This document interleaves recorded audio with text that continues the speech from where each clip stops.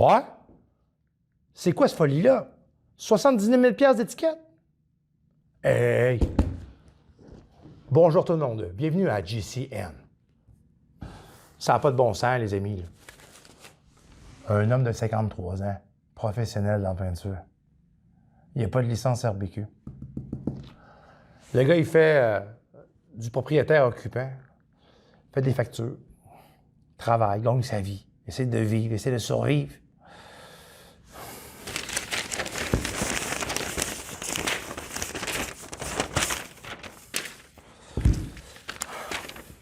Toutes d'étiquettes à 13 000 Les amis, cet homme-là va être pris au pied du mur parce qu'il va falloir qu'il fasse face au système à cause qu'il a travaillé pour avoir peinturé.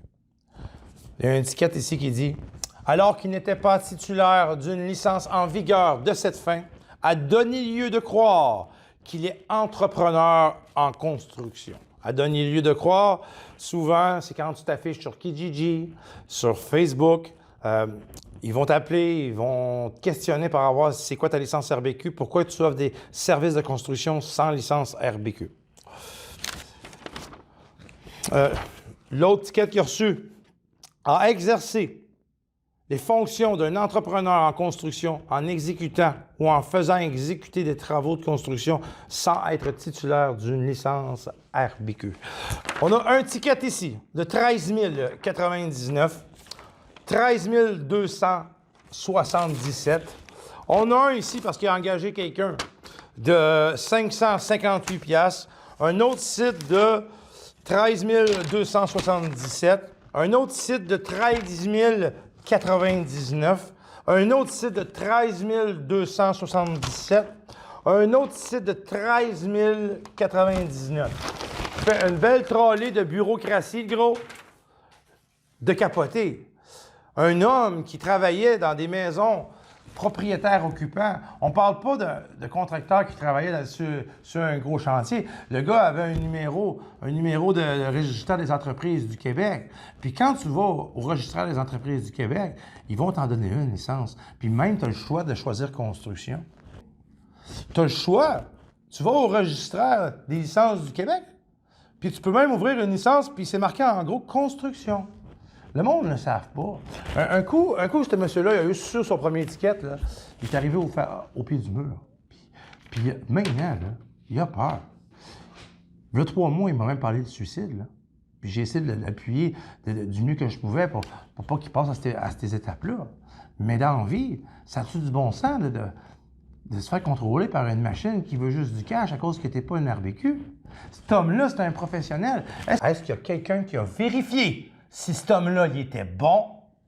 Est-ce que quelqu'un a vérifié si l'ouvrage que cet homme-là faisait, c'était de la compétence? Sur ça, les amis, j'espère que vous allez partager cette vidéo-là pour que ça se rende aux nouvelles, même si on est déjà aux nouvelles GCN. C'est triste de voir des choses comme ça, une personne à la limite qui se cache.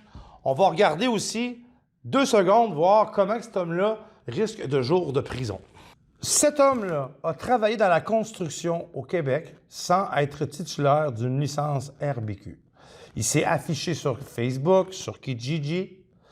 Chaque ticket de 13 000 s'est accumulé au total 80 000 de tickets. Cet homme-là, la fin n'est pas heureuse. Il ne veut rien savoir de payer ça, puis il ne veut rien savoir d'aller en cours. La fin qui lui attend, c'est la prison. OK? Il y a 2 choix. Il y a 2 choix. Les journées de détention, ça équivaut à quoi? Bon, si on a une étiquette en haut de 50 000 c'est 400 $ par jour de prison. Cet homme-là s'attend à avoir 200 jours de prison en détention, OK, pour clairer sa dette. Ou qui peut faire des unités de travail compensatoires qui vont augmenter par jour de travail, c'est 480 $ par jour, qui va lui donner 166 jours de travail compensatoire. La fin, c'est ça. Il n'y a pas d'autre option, à moins qu'il trouve 80 000 $ pour payer sa dette.